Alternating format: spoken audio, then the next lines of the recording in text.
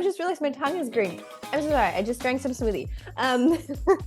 Lessons learned from interning and assisting. Sometimes up to 80 hours a week interning for a photographer in New York City. Shoot, and the supermodel standing there. We have 4 minutes, which who cares? You just, and I said, excuse me? Some of them had rollers, some of them folded out, some of them have legs, some of them have arms that go up. Somehow find a way to rise the occasion. And also you can always call me.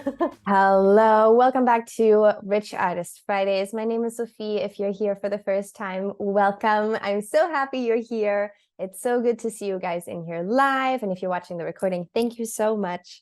I am the founder of the Rich Artist program. And the whole idea behind it was that, I've had the privilege of, I just realized my tongue is green. I'm so sorry. I just drank some smoothie. The reason why I started the program is because I've had the privilege of assisting so many really, really successful photographers and doing a 6-month internship in New York City before I started my own career, and assisting other photographers and being on really big commercial sets. And I know that not everybody has access to that world. Not everybody has the time or the resources to volunteer that much of their own time. And so that was sort of the origin story of this program, is that I get to share, the knowledge that I gained from all of the progression of my career with you guys, and obviously also the lessons that I learned now being a freelance artist, and maybe prevent you guys from having to make some of the mistakes I made, and learn from the mistakes I made, and just give you guys all of my knowledge, all of my tips, because I want you guys to have a well-balanced career between feeling empowered and running your business and knowing sort of what you're doing and what you're investing your time in,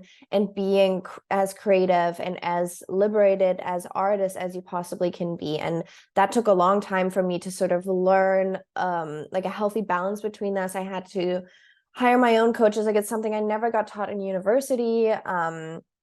And I think it's very inaccessible to a lot of people. And I think that's such a shame, because art is so important, and what you guys are passionate about, I want you guys to succeed in. So that's what the program is for. And the Rich Artist Fridays are just our 30-minute quickies where we sort of touch on all sorts of topics that we're all interested in, or questions that I get asked about from multiple people. And the idea is for you guys to also recognize that a lot of us are in the same boat. A lot of you guys are working on the same sort of topics and looking for information and input in this. And I'm here to take you guys by the hand a little bit, walk you through some of the things that might intimidate you, or that might be sort of a coveted topic for you guys, and just give you guys access to the best of my abilities. So besides that, we're currently running an 8-week program over the winter. This is our second installment of this program that we did in the summer for the first time. And we had our first lesson last week. You guys can still sign up if you want to. I left the sign up open, and there's a recording of the first lesson that we had last week, which was about visibility. And this week we're diving into, I believe it's social media or outreach topics.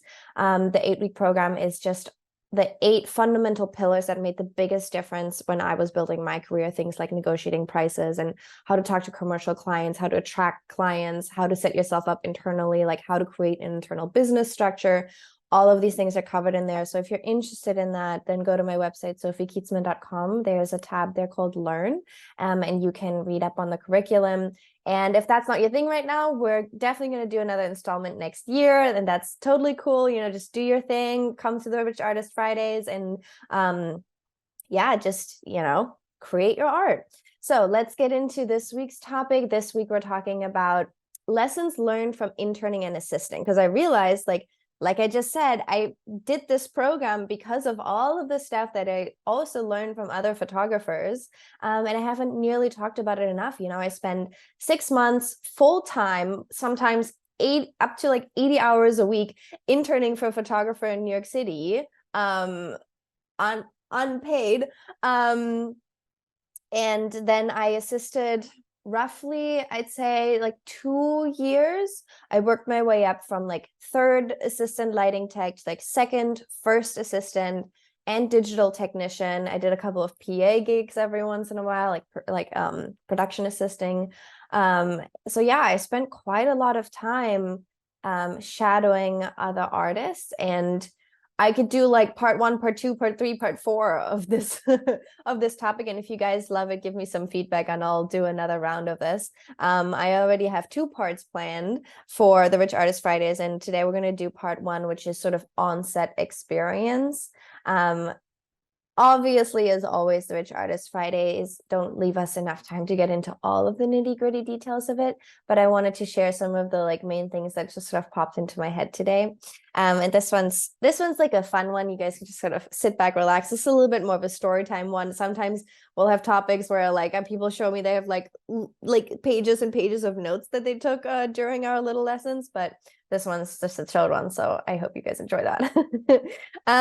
So let's just get into it. I wrote down a couple of points here that just sort of stood out to me. So when I first arrived in New York City for my internship here, I had never been on a huge commercial photo set before. Like I had no idea about what it looked like, what the different job positions are that are on set.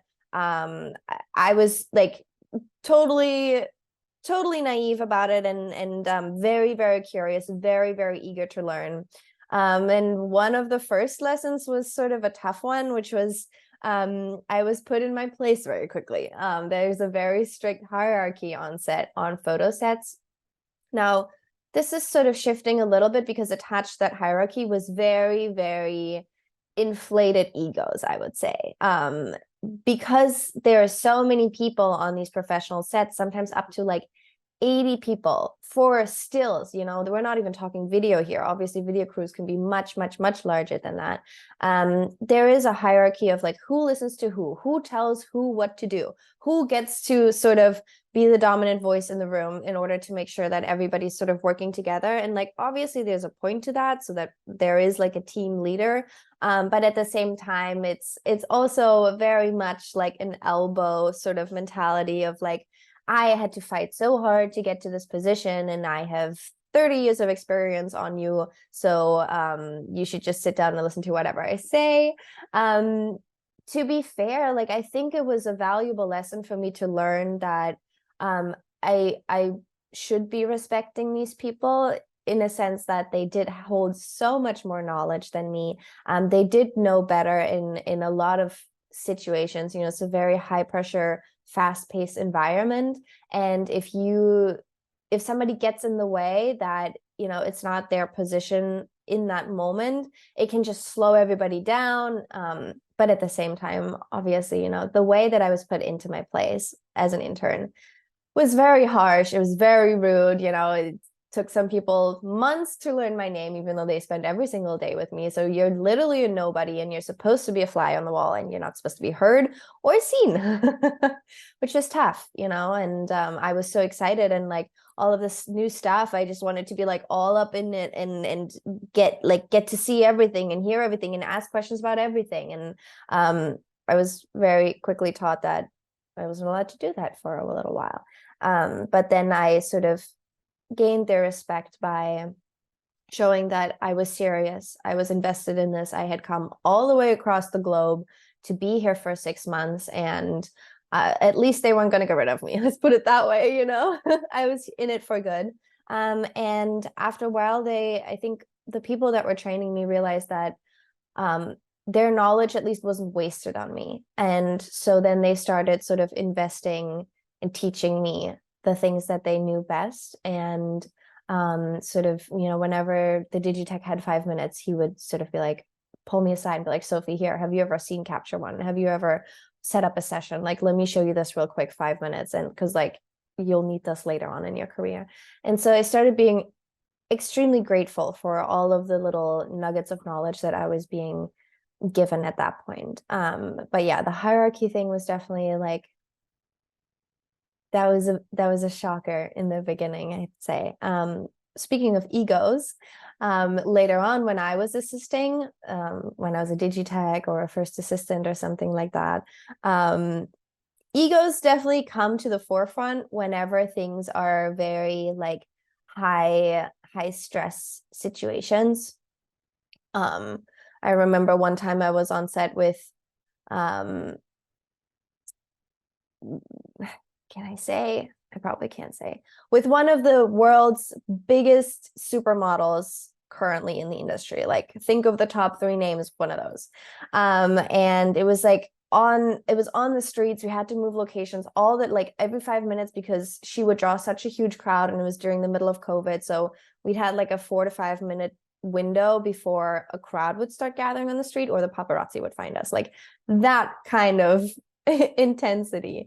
And my equipment was sort of faulting, and there's like a procedure that you go through of like finding the faulty point of contact. So it's like, is it between the camera and the tether cable? Is it the tether cable and the computer? Like you go through all of those different areas, touch points, and like it's tricky when you're the one handling the digital EQ and your photographer is waiting to shoot and the supermodel's standing there. We have 4 minutes, and like you're the one that's like, my equipment's not ready, you know? And so you have to be very quick. And I was going through the steps, and one of my best buddies was the first assistant on that day on set as well. And we always have each other's backs, but in this moment, it would have been better for him to back off and trust that I knew how to do my job, but he wanted to help me. So he started going through the same thing, but like I was going from like camera to computer, and he was going from computer to camera. And he found the faulty part first. So he like detached it, retouched it, and then it was working. Which, like, who cares? You know, we fixed the problem within like 20 seconds and it was fine. Unfortunately, we had a producer that day that she was sort of known for her ego. She definitely got off on like being like the wrangler of everybody on set and like getting to tell everybody like where they should be. And she sort of turned to me and she goes, well, thank God somebody knows how to do this job. And she wasn't talking about me. And I just thought, I just turned and I said, excuse me? Like so rude, you know? But in those situations, people are so fast to point fingers because they want to save face. In that situation, the ego really comes to the forefront of like, oh no, I cannot be blamed for something going wrong because time is money. And this is the shot. We have the girl there, and like, she's so famous, and like this photographer's been wanting to shoot her for forever. And if you ruin this chance for the photographer and for the client, like people will get fired. And so people are very, very frightened. People have very big inflamed egos. And the lesson here that I learned was that sometimes it's better to take the fault for something, even if it wasn't your fault.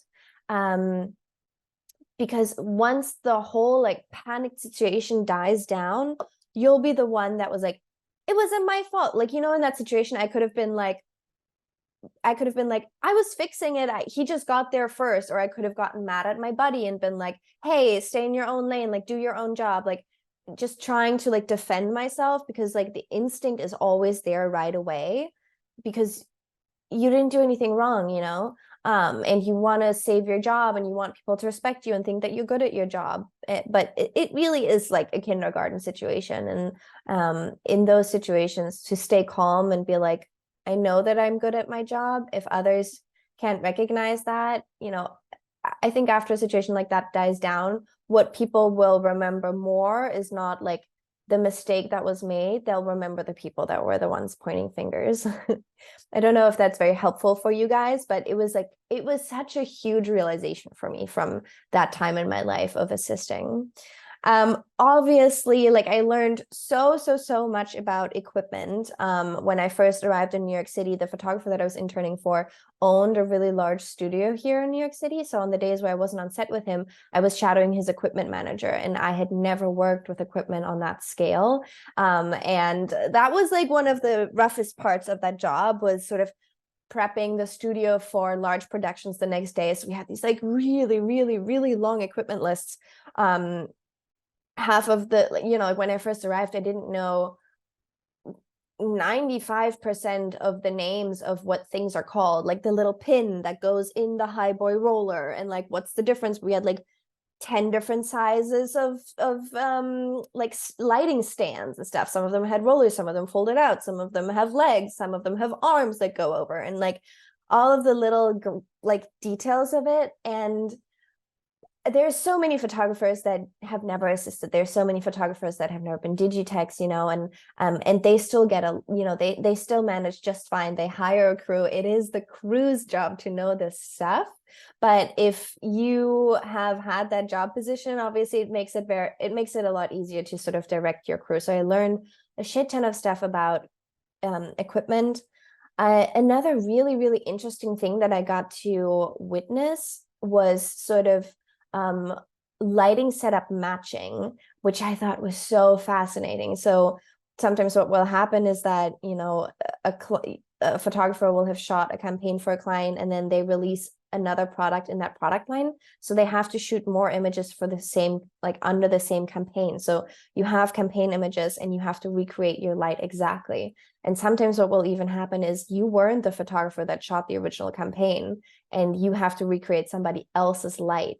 I had to do that on the very, very first big commercial campaign I ever shot for a hair care brand. The original campaign had already been shot and the client didn't want to work with that photographer anymore. So I was brought onto the project because they were releasing more colors in the product line.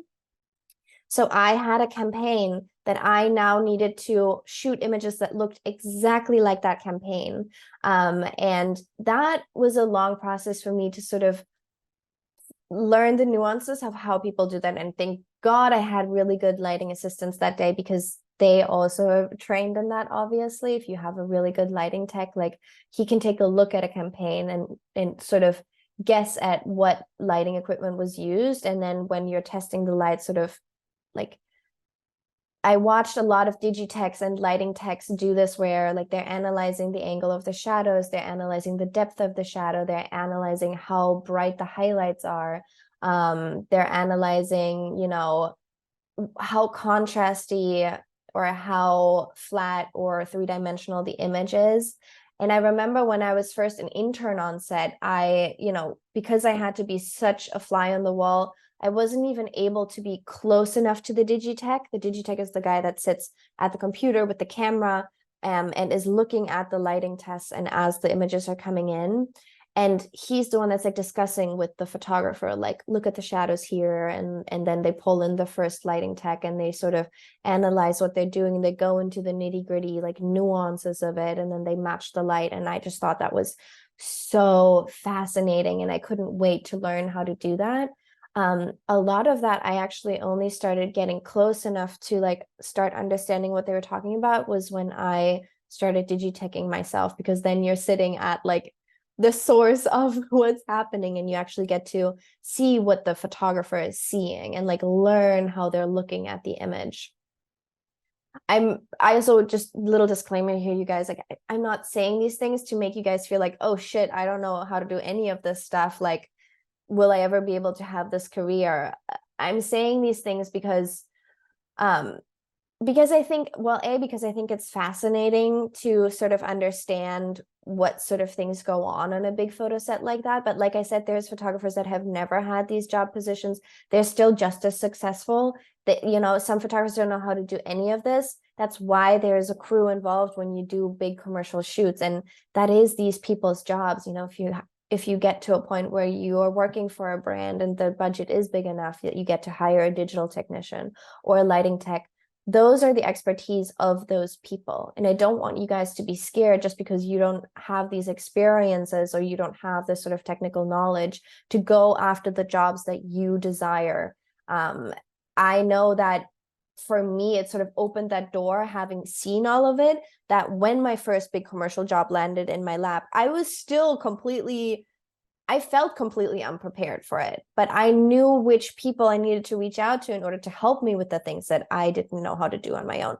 And you guys can do that too. Anybody can do that. Like if I threw you a nationwide beauty campaign with, I don't know, Maybelline tomorrow, you would somehow find a way to rise the occasion. And also you can always call me. And I'll help you. But I don't want you guys to be scared because you've never been on a set like this, or you've never heard of this kind of stuff, or you don't know how to do this stuff, to like send that outreach email or to approach this brand, because there is a way around it and there is people there for that, which is amazing. That is so amazing. And I want you guys to sort of maybe potentially through me, like get a little bit of a vision and understanding of what these sort of dynamics look like. And I mean, if you guys can benefit from the experiences that I got given back then, even better, you know? Give me a little feedback, guys. How does it sound to you? Have you ever been on a big commercial set? Is there something that you're really curious about? I'd love to answer some questions if you guys have them. You can either unmute yourself or write your question in the chat. Let's see, another really interesting thing I learned, for example, when I was observing commercial photography, was cropping. A lot of photographers that I've assisted crop their images in a 4:5 because it sort of mimics medium format analog photography, unless the client's like requesting a specific crop. But something that really, really stood out for me in commercial photography was that the subject always was cropped in a way that it would take up the maximum amount of space in the image, obviously within the image still feeling balanced. But what I observe a lot of artists that I look at online, like I look at you guys' work, I visit you guys' websites, you know, I look at the websites of the people that I coach one-on-one. A lot of stuff that I observe is that people leave a lot of room around their subject, a lot of negative space in the image. And in the commercial realm, you would really only ever see that done if there was being text added into it, or like a product shot next to the subject. Besides that, the crops were always very, very tight. And I think there's a really good reason for that, because if you're selling a product, then you want that to sort of be able to take up as much space within your frame as possible. Maybe I'll do a separate 30 minutes on this, where I can show you some examples of how the crop makes an image either read editorial or amateur or commercial campaign. And cropping was such a huge thing. And I started cropping my images very, very different after observing a couple of photographers in how they were shooting their campaigns and cropping their campaign images. I think it was very interesting. And if you guys are interested in that, I'll do a separate one on that, because I think that's actually just cropping can make a world of a difference in like how commercially viable your images will read on your website. Storyboarding was another big thing that I learned that I had no clue about. You know, while these photographers were shooting into Capture One, so like the images that they were shooting were coming in, they were sort of already marking the ones they liked, or they had their clients marking the ones they liked, and then sort of being able to pull up the strongest images from look one, outfit one, and then the strongest images from outfit two, and being able to put them up next to each other and then sort of determine what sort of approach they would take for the next shot. Obviously, sometimes it's all completely laid out, like with beauty campaign stuff, they're like, okay, we need 1/3 close-up, then we need one like laughing 3/4 portrait or whatever, and you'll be getting those shots. But for example, when we were shooting editorials, let's say like an editorial for Vogue Australia or something, obviously you know how many outfits you want to be shooting, but you don't necessarily have like a rule of we need this and this many portrait shots versus this and this many full body. But the photographer would pull up the shots that they really loved from each outfit, like that was their favorite shot, and then analyze, okay, we have 2 images that are 3/4, I need another full body, or I need something with a little bit more movement, or I need something with a little bit more expression in it, so that they could sort of create a really dynamic, diverse progression of a storyline within their editorials. And I hadn't learned how to do that up until that point, and now I do it every single time I shoot. Even if it's just a portrait session, and I know I want a total of 5 images, I'll still pull them up next to each other, the ones that I love, and I'm sort of marking my favorites as I'm shooting them, so that I can have a rough overview of what I've created and sort of fill any gaps that are still missing in the storyline. And then the last thing I want to talk about real quick, and I know we're almost out of time now, is client handling. I thought that was really interesting too. On big commercial sets, there's always a little bit of distance between the photographer and the client. So the photographer will usually have their own monitor, and then the client will have a separate monitor. And guys, this monitor is sometimes like in the far back corner of the studio, okay? Like a good way away from the photographer. And the reason why they do that is because, well, like the photographer needs to be able to focus on the actual photography part of it. But then it's also the photographer's job to sort of be in constant communication with the client and get feedback on what is being created. But you don't want that feedback in your ear like the whole time as you're shooting, because it makes it very hard to focus on what you're doing. And also the photographer is in constant exchange with his crew. So his digitech is sitting right next to the photographer, and then his first lighting tech is like his communication about the lighting setup, and then his first assistant is communicating to the other assistants of what needs to be done. So the two most important people that the photographer is talking to is his digitech and his first lighting tech. And that exchange oftentimes will happen sort of out of earshot from the client, because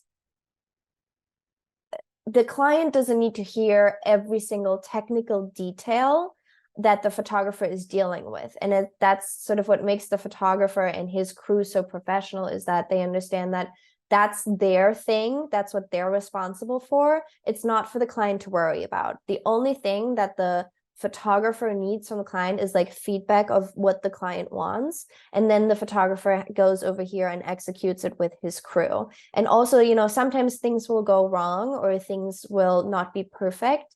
And the photographer will be getting feedback about that from his or her crew.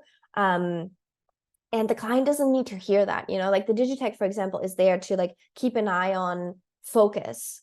And sometimes the focus will get a little soft, get a little back focused or something. So the digitech will be like, hey, check your focus. And the client doesn't need to be right there to hear that, because like we're all human, obviously, like every photographer needs that kind of feedback, and that happens to every photographer. But if you can sort of prevent your client from having to hear all of the like behind the scenes details of what it takes to create the images that they're seeing, it makes you look a lot more professional, and it makes the whole thing feel like it's running super, super smooth, which is what you want.